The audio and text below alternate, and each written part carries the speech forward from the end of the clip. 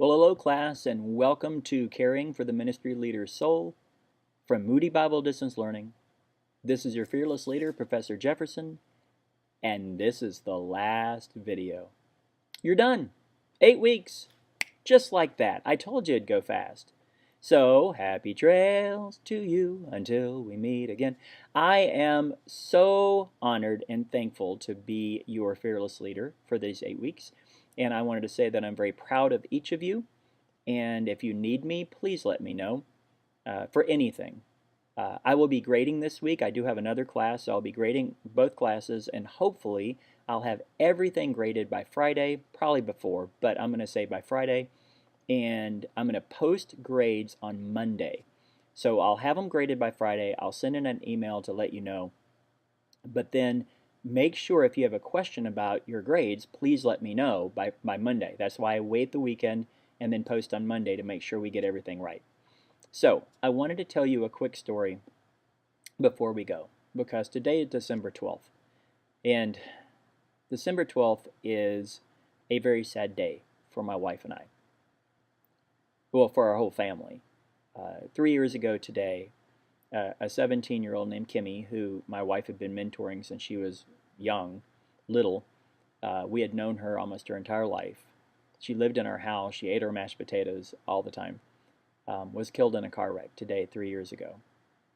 And I wanted to tell you that in ministry, there will come a day when the tragedy just hits too close. I'd buried kids before. I'd buried a lot of people before.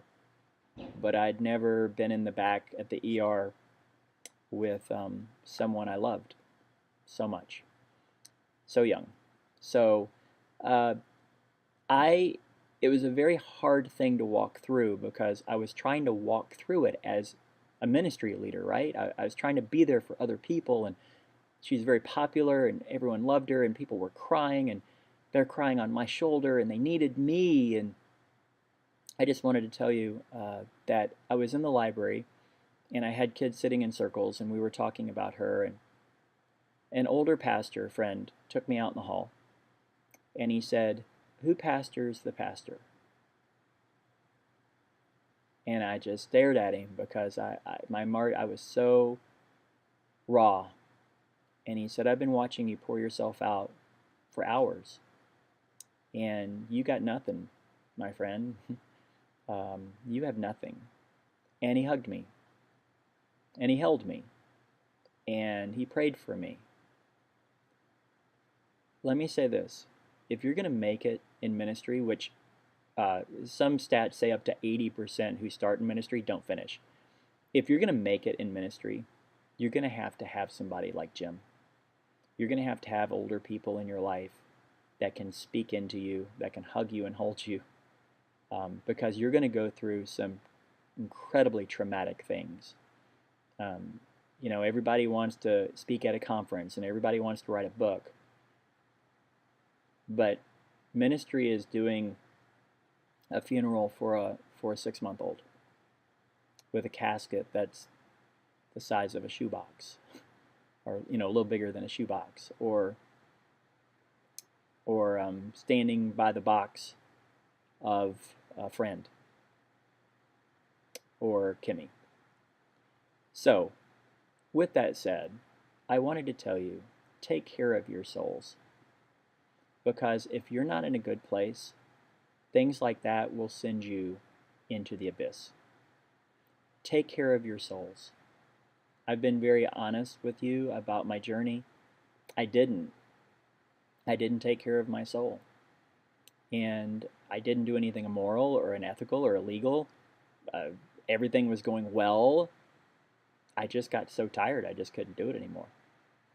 And 3 years later, I'm feeling like I can. But you'll have that, and you'll have these tragedies, and if you get to the point where you have nothing and no margin, and then something like that hits, you won't have it. You just won't be able to deal with it. So, with that said, take sabbaticals, laugh, read, take naps. If you have anything in your life that you need dealing with, depression, anxiety, fear, unforgiveness, anger, porn, whatever it is, deal with it now. 2018 is the time. This new year is coming. If you want to be healthy in ministry, I just would beg you to take care of your soul. All right, so I'm kind of rambling now, so onward and upwards. Thank you so much for all that you've done in this class, and it was a joy.